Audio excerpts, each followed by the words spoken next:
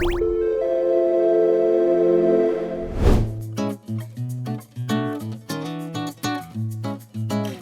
the process of designing a game is very much like climbing a tree. Every branch is a potential decision point, a different way the design can go. We're getting better and better at knowing which branches we should take. You know, what fundamental dynamics are more entertaining, more fun to play with. You see, Will is the guy who came up with the idea for Spore, and he was the one leading its development at Maxis. However, many see him as more than just a mere game designer. His most die-hard fans see him as a visionary. This is the guy responsible not only for Spore, but The Sims and SimCity, two of the most groundbreaking simulation games ever. Despite what you may think of them in today's gaming climate, these games were revolutionary when they came out. For starters, these games were made with one thing in mind: player freedom. Rather than railroading players towards specific, clear-cut objectives like most strategy games, SimCity and The Sims both allow players to do basically whatever the hell they want and set their own goals.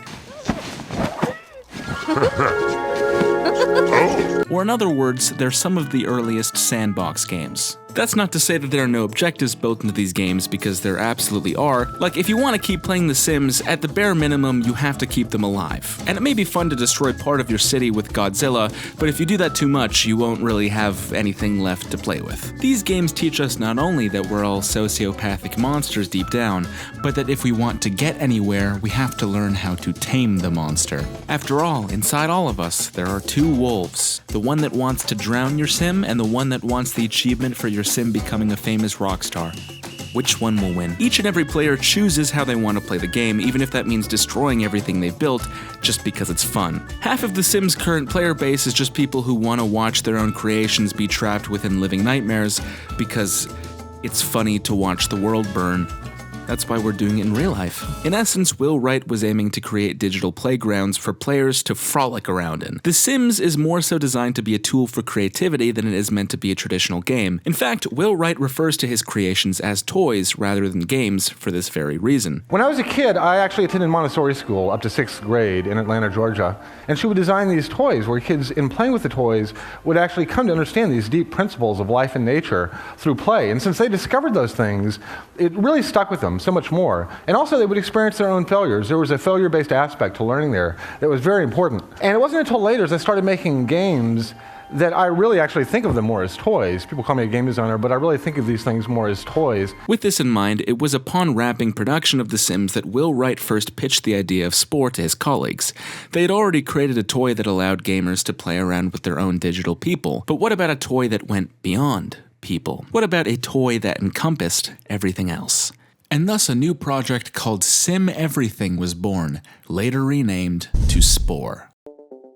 On March 7th, 2005, the 5th Annual Game Developers Conference kicked off, giving the game community at large a chance to see what their favorite, and not-so-favorite, developers were up to. One of the developers slated to present was EA, and with the runaway success of franchises such as Madden, FIFA, and The Sims under their belt, I think it's safe to say that the studio had built up something of a reputation for simulation games. EA was the company that took boring and mundane life events and turned them into debatably exciting video games. Finally, gamers could know what it was like to clean the house and do the laundry.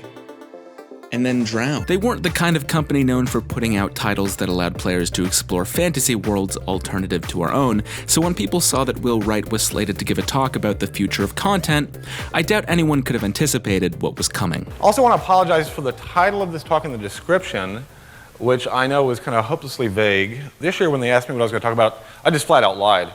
So I'm not really going to talk about the future of content. I'm really more in fact going to talk about a possible future of content. We've seen that players love making content. Time and time again, every time we've given the players the opportunity to make content, they've just gone crazy with it. Probably a more accurate title of this talk is what I learned about content from The Sims, why it's driven me to procedural methods, and what I now plan to do with them. Okay, we start here, and we're in the land of the very small. Now, the walking you see here is all procedurally generated based upon an analysis of the skeleton that you created. One of the landmarks is I've always been fascinated with the idea of monkeys with guns. And I don't know why, but just what happens when you give monkeys guns, there's something cool about that. A chimp with a machine gun. What a joke. For what it's worth, I love listening to Will Wright talk about stuff he's worked on. It's kind of like listening to Jeff Goldblum talk about game design for a while. It's very zen. I call him Buttface. And by the way, it's extremely lucky that this footage even still exists. This very well could have been lost to time. Shout out to Zeus Monomon for posting a 4K upscale of it on YouTube. Now, putting the actual finished product aside, this demo goes fucking hard, even by today's standards. A part of me is getting excited just by watching this video, even though I know that the game's been out for nearly 17 years, and is nothing like this. Now, this is the point at which I am overtly browsing other players' worlds, okay? So this entire world was created by another player.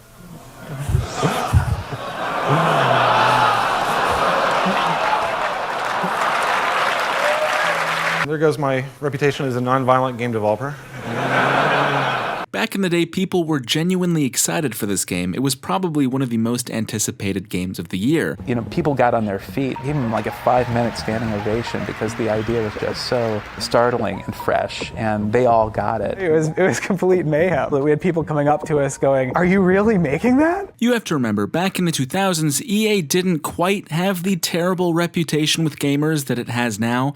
Back then, the public actually had some amount of faith in EA, so when they promised to release a game this cool, a lot of people believed them. So fast forward a few years, and as you can imagine, anticipation was at an all-time high, especially once EA kicked the marketing department into gear. Someone looked at a microbe and thought he could use a longer flagella and a pair of pinchers too. Yeah. So someone looked at our hero and said he needs to be able to defend himself. And voila!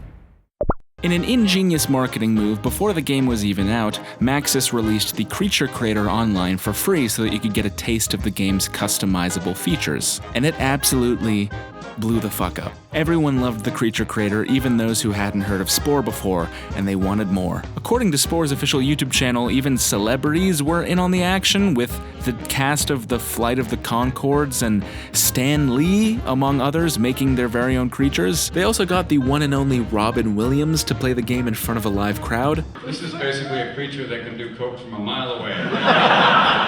And they got legendary producer Brian Eno to create a procedurally generated soundtrack for the game. Because, this game's theme was procedural generation. And he did so by making use of something called the shuffler, which rearranged predetermined notes and samples into a random order. And you know what? It's fucking iconic.